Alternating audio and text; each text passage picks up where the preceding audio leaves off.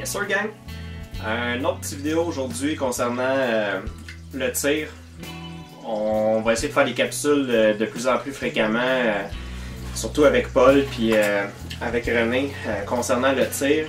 Puis le tir, pas seulement à longue distance, pas seulement le tir de précision, mais surtout comment l'utiliser en situation de chasse pour nous, chasseurs de prédateurs. Parce qu'au coyote, c'est fréquent les tirs à longue distance. Fait qu'on va essayer de démystifier un petit peu, d'expliquer un peu comment que nous on procède, l'équipement qu'on utilise, puis comment qu'on se sert de cet équipement-là pour transférer les méthodes de tir en situation de chasse et devenir le plus efficace possible avec notre équipement. Aujourd'hui, je vais vous parler d'un des équipements les plus importants selon moi quand on veut faire du tir à longue distance ou de la chasse à longue distance, le logiciel balistique. On ne peut pas espérer faire des shots de loin avec précision juste en se fiant à la drop qui est marquée sur la boîte de balles commerciale qu'on achète. Il faut avoir la charte complète, il faut avoir la charte selon l'environnement qu'on chasse, selon le télescope qu'on a, selon le zérotage qu'on va faire. Il y a des manières de faire des zérotages plus précis que d'autres. Bref, je vais vous montrer le logiciel balistique que moi j'utilise. Si je ne me trompe pas, Paul utilise encore celui-là aussi. C'est Ballistic AE. C'est un logiciel avec beaucoup de boulets, avec les bons coefficients balistiques calculés par Brian Litz, qui est probablement un des meilleurs balisticiens au monde. Fait qu'on va regarder ça ensemble. On regardera pas tout ce logiciel-là calcule vraiment tout, que ce soit le Coriolis, le Spin Drift, la stabilité Miller. On peut faire pas mal d'affaires avec ce logiciel-là, mais on va essayer de couvrir juste la base en tant que chasseur. Qu'est-ce qu'on a besoin de rentrer comme information pour que notre charte balistique soit le plus précise possible. Fait qu'on regarde ça ensemble. Parfait. Donc, pour ceux qui ont un téléphone intelligent, l'application Ballistic AE, c'est à ça que va ressembler le logo. On rentre là-dessus. Ça va être notre page par défaut. On peut se servir de cette application-là pour notre charte, une charte custom pour une munition qu'on reload. On peut aussi s'en servir dans le cas qu'on va utiliser aujourd'hui pour les munitions commerciales, parce que ça va toucher beaucoup plus de monde. Bref, quand que je veux rentrer mes données, soit pour ma load ou soit pour des munitions commerciales, j'appuie sur le petit signe d'information ici en haut à droite. Maintenant, j'ai le choix. Je peux choisir mon boulet que j'utilise en reload. Je peux choisir Litz avec des boulets dont le coefficient balistique a été calculé par Brian Litz pour un peu plus de précision. Ou je peux aller dans Load pour avoir les munitions commerciales. Dans ce cas-ci, on va aller dans Load. Maintenant, on choisit notre calibre. Pour le bien de la cause, vu qu'on parle de coyote, on va y aller avec un calibre assez commun, la 22-250. Après ça, on a à peu près tous les fabricants de munitions commerciales de 22-250. La grosse majorité des munitions les plus populaires sont là. On va choisir une qui est vraiment commune, la Hornady 55 grains VMAX. Maintenant, toutes les informations de cette munition-là sont rentrées par défaut. J'ai mon diamètre de boulet, le poids. J'utilise le modèle G1. J'ai dans mon deuxième tableau ma vitesse, la distance du chronographe. Le drag model, encore là, le G1. Reloading data, dans notre cas, ça ne s'applique pas parce que je ne reload pas. Si ça serait une des armes que je reload, je pourrais rentrer toutes les informations de ma load ici. Maintenant, le tableau le plus important, le troisième tableau. Zero range, c'est la distance à laquelle je vais effectuer mon zéro. La plupart du monde vont le faire à 100 verges, donc 88 mètres. Là, mes unités sont en métrique. Si vous voulez utiliser le système impérial, vous avez seulement à aller dans les paramètres de votre téléphone. Vous allez pouvoir trouver le logo de l'application, rentrer dans les paramètres de l'application, puis choisir ce que vous voulez. Pour le vent, que ce soit km/h, 1000 à l'heure, en pouces, en centimètres, en mètres, en verges, ça va être à vous de choisir avec ce que vous êtes le plus à l'aise. Ici, Zero Height, c'est la hauteur de mon point d'impact par rapport à mon point de visée. Exemple, on dit souvent à 100 verges de s'ajuster 2 pouces plus haut pour avoir un zéro aux alentours de 200-250 verges. Donc ici, on est à 100 verges, on va le rentrer de cette manière-là, 2.0. Ce qui veut dire que lorsque je vais tirer à 100 verges, 88 mètres, Mon point d'impact va être 2 pouces plus haut que mon bullseye, 2 pouces plus haut que mon point de visée. 0 offset, ça ne s'applique pas à nous. Sight height, ça va être la distance entre l'angle de votre canon, le centre de votre canon et le centre de votre télescope. Avec les montures que j'ai et le télescope que j'ai, je sais que je suis à 2 pouces, 2.0. Pour ceux qui tirent à longue distance, ça va être très important de rentrer cette donnée-là avec précision. Lost angle, can't angle, à moins de faire des tirs justement inclinés, on n'a pas besoin de ça pour sortir notre charte en situation de chasse. Quatrième tableau. Le 0 atmosphère, la température, l'altitude, la pression à laquelle on va avoir effectué le 0 de notre arme. Ici, avec l'icône en haut à droite, vous pouvez rentrer les données en vous servant de la station météo par rapport à votre localisation. Dans mon cas, l'altitude 223, la pression, là, j'ai pas mon Kestrel, puis j'ai pas de réseau pour pogner ma position, mais on va le laisser à cette donnée-là en supposant que c'est la bonne. Température, aujourd'hui, il fait autour de 22 Fahrenheit. L'humidité, change pas grand-chose. Vous pouvez la laisser toujours à 50%, ça ne changera rien. J'appuie sur Trajectory. Ça me ramène à mon tableau précédent. Maintenant, les données sont rentrées pour mon atmosphère 0. L'atmosphère à laquelle j'ai effectué mon 0. Current atmosphère, ça va être la température à laquelle vous prévoyez chasser. Exemple, vous avez fait votre 0 en été à 70 Fahrenheit, X altitude, peu importe. Puis vous savez qu'en hiver, il va faire beaucoup plus froid quand vous allez chasser. Et si vous changez de secteur, vous savez que vous ne serez pas à la même altitude. Exemple, quand je vais chasser chez mon chum de Latuc, je ne suis pas à la même altitude que quand je chasse sur la rive sud de Montréal. Donc, dans Current atmosphère, c'est la température pour prévoir ma charte d'avance. Pardon. C'est les conditions à laquelle je m'attends à chasser. Supposons que je m'en vais plus au nord, puis que je vais être à 1000 pieds d'altitude. Je compte chasser dans les grands froids en hiver, on va dire 15 Fahrenheit. Mon humidité reste la même. La pression, on va se fier aux données sur place. J'appuie sur Trajectory. Maintenant, j'ai les conditions à laquelle j'ai effectué mon 0. Et j'ai les conditions à laquelle je prévois tirer. Ou si je suis vraiment en situation de tir, je m'en vais me pratiquer à tirer. Current atmosphère, c'est vraiment les données au moment où je tire sur place. Wind configuration, vous allez rentrer les données devant. Normalement, pour la chasse aux coyotes, on va chasser on essaye du moins de chasser des journées avec le moins de vent possible. Fait que pour prévoir ma charte que je vais coller sur ma crosse, je rentre toujours un vent de côté de 10 km/h, puis ça me donne une maudite bonne moyenne pour m'ajuster rendu sur le terrain. En ce moment, la charte de vent est seulement de 0 à 336 mètres. Pour la mettre pleine grandeur de la cible, j'y vais à 2 doigts. J'ai rentré une autre valeur de vent parce qu'on peut en rentrer plusieurs. Et j'écarte comme ça. Maintenant, je suis de 0 à 1200 mètres, soit la longueur totale du tir que je prévois effectuer. J'appuie sur le petit icône gris ici. Maintenant, j'ai mon cadran devant. Je mets une valeur 90 degrés parce que je le veux totalement de côté. Mes données sont en km/h. Je vais y aller avec un vent de 10.0 km/h. J'appuie sur le petit X ici. Je regarde que les données sont bien rentrées et j'appuie sur le deuxième X. Maintenant, ma configuration de vent est rentrée. Donc, toutes les conditions de zérotage sont maintenant en place. Ce qui reste à faire, c'est déterminer ce que je veux avoir comme charte. En ce moment, maximum range, je suis à 1200 mètres. Je n'ai pas besoin de ça pour la chasse. En 22-250, on va supposer que je ne tirerai pas plus loin que 500 mètres.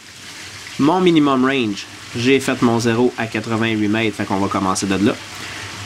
Range increment, à chaque combien de distance est-ce que je veux avoir une donnée balistique? On va le laisser à 20 mètres, ça a quand même du sens pour la chasse. Vital Zone Radius, vous allez vous en servir pour si vous voulez calculer votre point de blank range.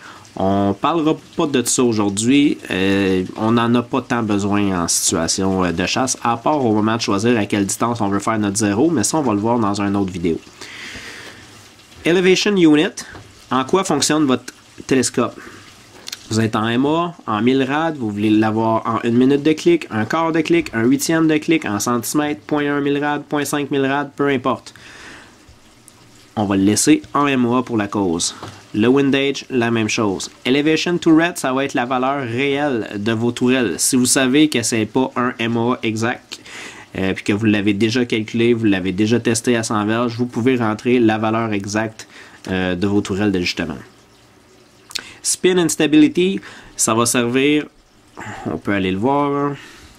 Spin drift, ceux qui vont tirer de vraiment loin, on va s'en servir. Pour la chasse, dans des distances raisonnables, pas vraiment. Calculer la stabilité, ça va être plus les gars qui vont vouloir reloader et choisir leur boulet. Ils vont pouvoir rentrer le twist de leur canon, la longueur du projectile, puis en fonction de la vitesse à laquelle ils prévoient sortir leur load, qu'ils vont avoir rentré dans leurs données, lorsqu'on va sortir la charte, ils vont pouvoir avoir la stabilité Miller pour savoir si le boulet qu'ils ont choisi va être stable dans les conditions puis dans le twist qui prévoit le tirer. On revient sur Trajectory. Et voilà, on a rentré toutes nos données. Maintenant, on est prêt à regarder notre charte. La charte de vent, la charte d'altitude, la charte d'angle, le 3D imaging, ça ne nous sert pas vraiment à grand chose pour la charte. Les deux qui vont nous intéresser, c'est la charte balistique puis le Calculate Trajectory. Si je vais sur la charte balistique, ça me montre grosso modo de quoi va avoir l'air ma courbe balistique. Mon énergie à droite, ma drop à gauche, ma distance en bas. La ligne grise, ça va être l'énergie de mon boulet. En bleu, la vitesse. En rouge, ça va être ma charte de drop. Pourquoi cette page-là peut être importante? Parce que là, en ce moment, elle ne nous montre pas grand-chose qui peut nous intéresser pour se monter une charte à emmener en situation de chasse. Si j'appuie sur le petit icône ici, je peux ajouter un projectile. En quoi ça va être pratique? Ça va être pratique quand je veux comparer différentes munitions, différents calibres pour voir lequel va être plus performant. Exemple, dans mon cas, j'ai une 22-250 puis je veux voir si je serais pas mieux avec une 204 Ruger. Ben ici, j'ai tous les calibres que j'ai déjà enregistrés comme favoris, qui sont mes armes personnelles. Je vais appuyer sur New Projectile en haut. On me ramène au même tableau que j'avais au début lorsque venait le temps de choisir la munition que j'allais utiliser dans ma 22-250. J'appuie encore une fois sur le petit icône d'information. Je vais sur Load pour avoir toutes mes munitions commerciales. Je choisis la 204 Ruger. Puis, on va choisir une munition assez populaire, la 40 grains VMAX. Ça me rentre les informations de la munition que j'ai choisie, Select Projectile. Maintenant, je viens de superposer les deux chartes. En rouge, j'ai ma 22-250. En bleu, je vais avoir la 204 Ruger. Donc, si je regarde les courbes, on voit que côté balistique, la 204 Ruger avec cette munition-là par rapport à la 22-250 avec la munition de 55 grains qu'on a choisie, la 204 va avoir moins de drop. Par contre, si je regarde les deux autres lignes, la 22-250 va avoir un petit peu plus de force de frappe. Puis rendu à 500 mètres, les deux vont se rejoindre en fait de force. Je reviens ici, Trajectory. Maintenant, j'ai choisi ma 22-250, j'ai choisi ma munition, j'ai rentré toutes mes données, je sais que les données sont exactes. Je veux voir ma charte balistique pour pouvoir l'imprimer et l'emmener avec moi à la chasse. Calculate Trajectory, en bas ici. Ça, c'est toutes les données qu'on a rentrées.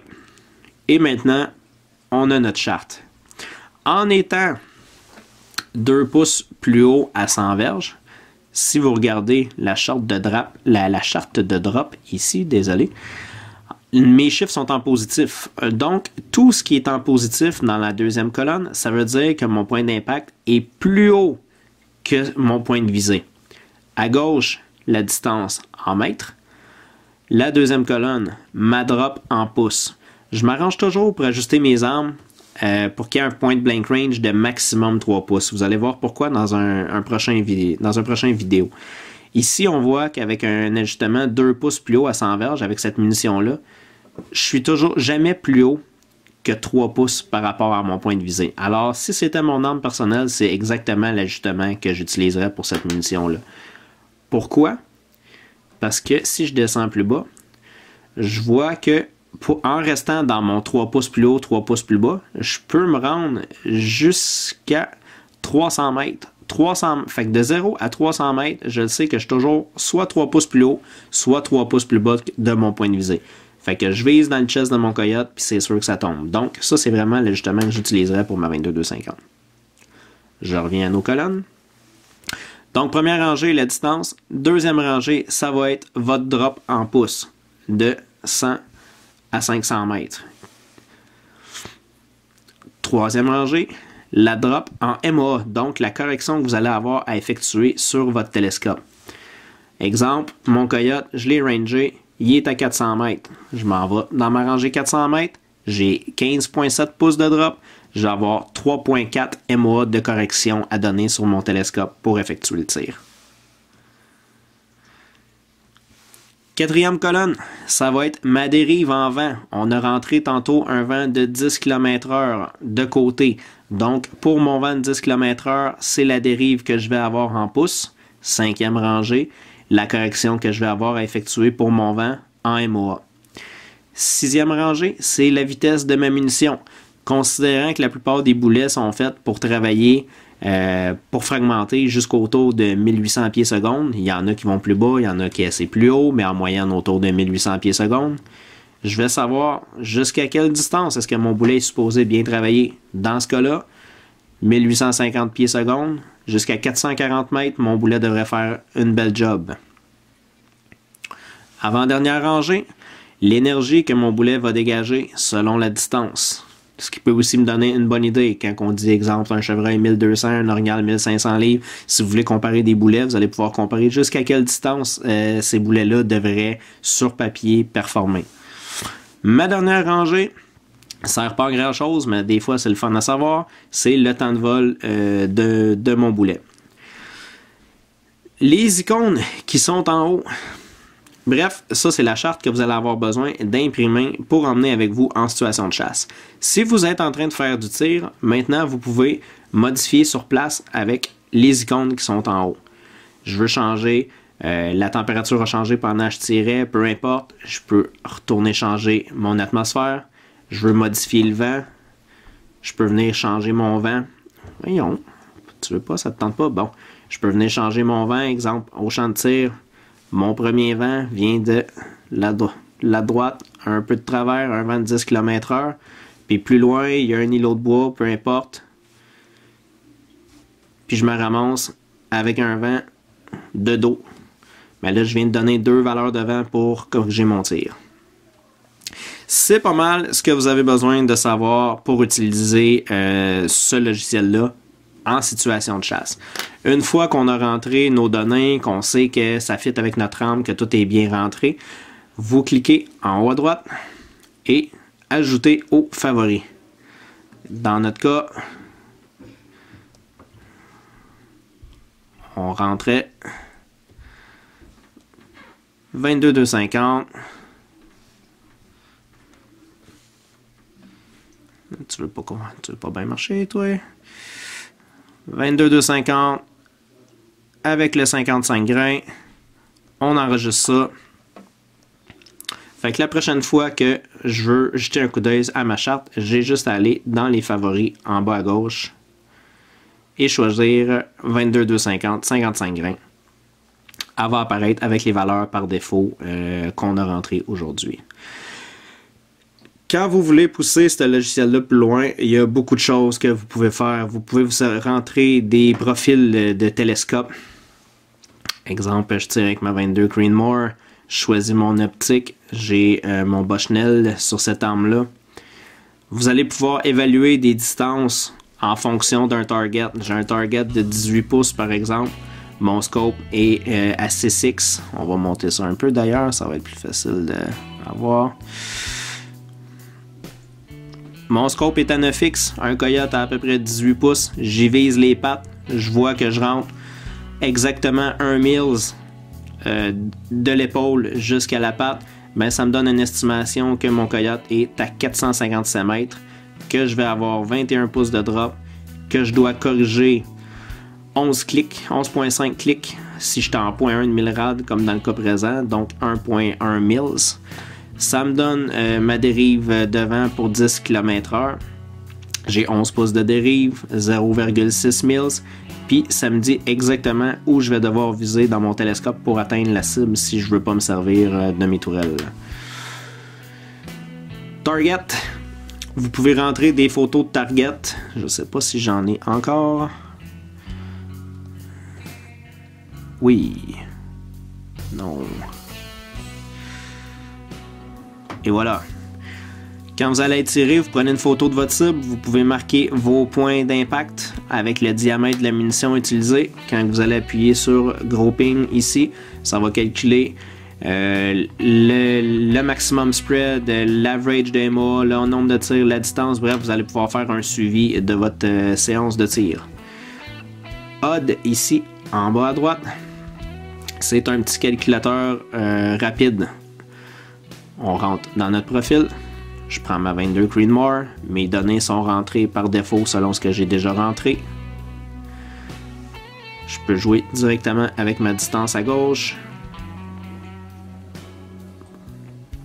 Puis je vais avoir un accès rapide à toutes mes données. J'ai un vent de 10 km/h qui vient de 3 heures. Je peux le modifier. J'ai un vent qui arrive de 9h30. Ça va me donner ma drop, 0.7 mills, avec ma correction de vent à effectuer. Donc, en gros, c'est ce qui touche le programme balistique. C'est extrêmement efficace. On s'en sert chaque fois qu'on va à la chasse, chaque fois qu'on va tirer. J'ai toujours mon téléphone dans ma poche pour pouvoir me servir de cette application-là. Sur toutes mes carabines, j'ai la charte balistique que j'ai sortie avec ce programme-là qui est collée sur la crosse. C'est efficace, ça fonctionne, puis on en a besoin si on veut pouvoir effectuer des tirs à longue portée le plus efficacement possible. Il y a plusieurs programmes. Moi, j'utilise Ballistic AE, il y a Apply Ballistic, il y a Strelok, il y a JBM pour ceux qui veulent y aller sur Internet puis juste imprimer une charte rapidement au lieu de traîner le programme avec eux. Bref, peu importe celui que vous allez utiliser, prenez le temps de bien rentrer vos données puis c'est sûr et certain que ça va vous servir. Vous allez devenir beaucoup plus efficace en situation de chasse. Plus vous allez être à l'aise avec le programme, plus vous allez être à l'aise en tir, plus vous êtes à l'aise en tir, plus vous allez récolter de coyotes. C'est aussi simple que ça. Fait que j'espère que ça vous a montré un petit peu comment ça peut vous servir. J'espère que ça va vous servir. Puis je vous souhaite tous une bonne chasse, gang.